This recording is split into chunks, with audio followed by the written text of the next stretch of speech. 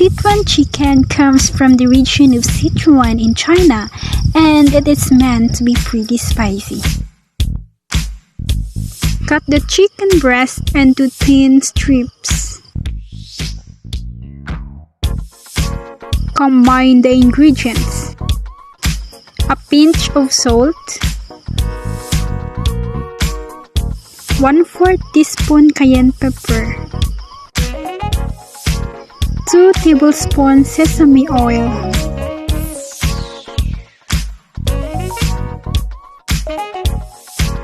2 tablespoons dry sherry or cooking wine, 2 tablespoons cornstarch. Then mix all together. When the oil is heat, add the chopped green onions, then a minced sliced ginger,